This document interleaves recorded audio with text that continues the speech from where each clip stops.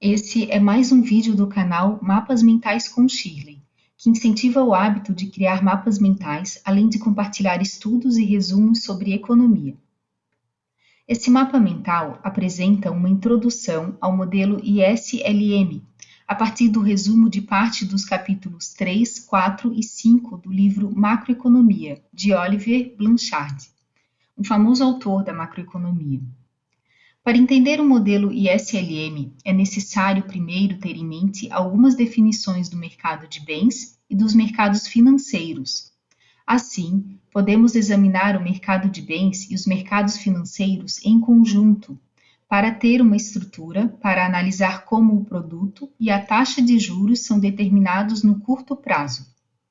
Para desenvolver essa estrutura, seguimos um caminho traçado por dois economistas, John Hicks e Alvin Hansen, no final da década de 1930 e no início da década de 40, quando John Maynard Keynes publicou seu livro Teoria Geral do Emprego, do Juro e da Moeda, em 1936, quando houve um consenso de que seu livro era fundamental. Porém, ocorreram muitas discussões sobre o que Keynes realmente queria dizer.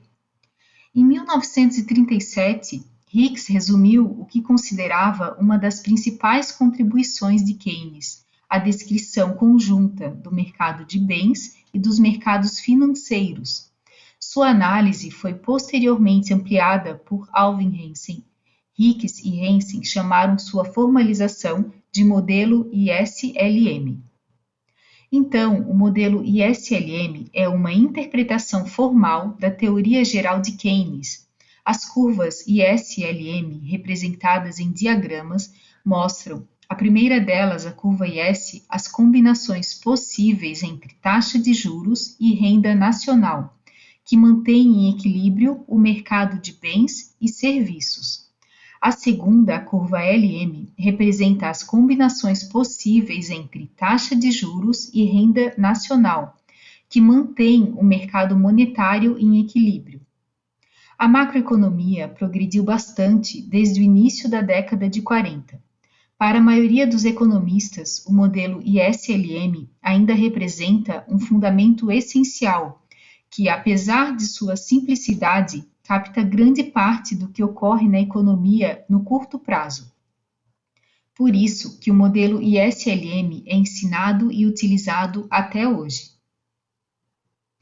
Antes de definir o modelo ISLM, vamos entender algumas definições importantes. Dentro do mercado de bens, precisamos lembrar dos componentes do PIB. Assim, temos PIB é a soma de consumo, de investimento, dos gastos do governo, investimento em estoques e exportações, menos importações. Consumo, representado pela letra C, é a compra de bens e serviços pelos consumidores, é o maior componente da demanda. Investimento, I, é a soma do investimento não residencial, a compra de novas instalações e novas máquinas pelas empresas, com o investimento residencial, a compra de novas casas ou apartamentos pelas pessoas. Gastos do governo, G, são a compra de bens e serviços pelos governos federal, estadual e municipal. Investimento em estoques é a diferença entre produção e vendas, pode ser positivo ou negativo. Exportações, X, são compras pelos estrangeiros de bens produzidos no país. Importações, IM, são compras de bens estrangeiros pelas pessoas, empresas e governo de um país. Nessa primeira parte, já podemos ver que essa explicação em mapa mental nos dá bastante clareza sobre parte do assunto.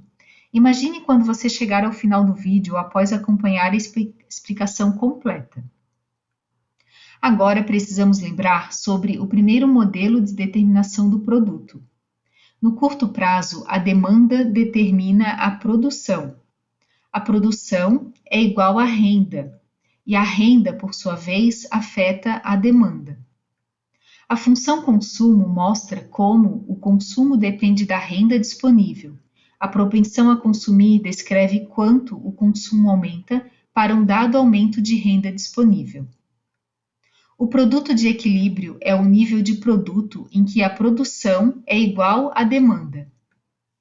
Aumentos da confiança do consumidor, da demanda por investimento e dos gastos do governo, ou a diminuição dos impostos, levam ao aumento do produto de equilíbrio no curto prazo. Uma forma alternativa de expressar a condição de equilíbrio do mercado de bens é que o investimento deve ser a poupança, a soma das poupanças privada e pública. Por isso, a condição de equilíbrio é chamada de IS, I de investimento e S de poupança, saving do inglês.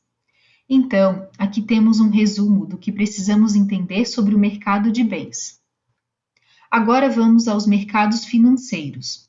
Assim temos, a demanda por moeda depende positivamente do nível de transações na economia e negativamente da taxa de juros. A taxa de juros é determinada pela condição de equilíbrio de que a oferta de moeda seja igual à demanda por moeda. Para uma dada oferta de moeda, um aumento da renda leva a um aumento da demanda por moeda e a um aumento da taxa de juros. Um aumento da oferta de moeda leva a uma diminuição da taxa de juros. A forma como o Banco Central altera a oferta de moeda consiste nas operações de mercado aberto. As operações de mercado aberto podem ser expansionistas ou contracionistas. As operações de mercado aberto expansionistas, nas quais o Banco Central aumenta a oferta de moeda pela compra de títulos, levam a um aumento do preço dos títulos e a uma diminuição da taxa de juros. As operações de mercado aberto contracionistas, nas quais o Banco Central diminui a oferta de moeda pela venda de títulos, levam a uma diminuição do preço dos títulos e a um aumento da taxa de juros. Quando a moeda inclui tanto moeda manual como depósitos à vista, podemos pensar na taxa de juros como determinada pela condição de que a oferta da moeda do Banco Central seja igual à demanda por moeda do Banco Central. Agora, considerando o mercado de bens e os mercados financeiros juntos, temos o seguinte: o modelo ISLM descreve as implicações do equilíbrio simultâneo do mercado de bens e dos mercados financeiros. A relação IS e a curva IS mostram as combinações de taxa de juros e nível de produto consistentes com o equilíbrio do mercado de bens.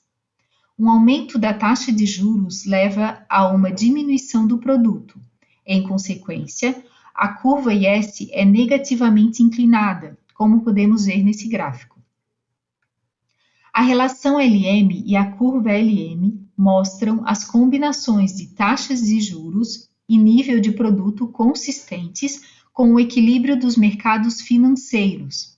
Dada a oferta real de moeda, um aumento do produto leva a um aumento da taxa de juros. Em consequência, a curva LM é positivamente inclinada. Aqui temos que uma expansão fiscal desloca a curva IS para a direita, levando a um aumento do produto e a um aumento da taxa de juros.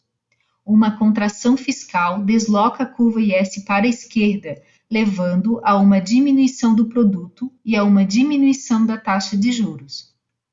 Aqui temos o gráfico que demonstra as variações que podem ocorrer na curva. Uma expansão monetária desloca a curva LM para baixo, levando a um aumento do produto e a uma diminuição da taxa de juros. Uma contração monetária desloca a curva LM para cima, levando a uma diminuição do produto e a um aumento da taxa de juros. Da mesma forma, temos o gráfico exemplo dessa variação da curva. Considero essa a parte mais importante desse mapa, mas como falei, era importante ter as definições que expliquei nos ramos anteriores, mas ainda seguimos para o fechamento. Agora, para falar sobre a combinação das relações IS-LM. O equilíbrio no mercado de bens implica que um aumento da taxa de juros leva a uma redução do produto. Já o equilíbrio nos mercados financeiros implica que um aumento do produto provoca um aumento na taxa de juros. Quando a curva IS intercepta a curva LM, os mercados de bens e financeiro estão em equilíbrio. Agora sim, você concorda que eu expliquei muito bem o modelo em uma página com um mapa mental? Aqui está o mapa completo. Muito legal, não é mesmo? Estou com o pressentimento que você ainda não deu um like nesse vídeo. Então, dê um like para eu saber que você gostou. E já se inscreve no canal para acompanhar meus mapas que explicam tão bem assuntos relacionados à economia. Já estou pensando que os estudantes de economia vão amar. Se você é um deles, comente me contando se ficou claro para você esse modelo. Deixarei a fonte que usei para criar esse resumo na descrição desse vídeo. Eu sou a Shirley e desejo bom uso de mapas para você.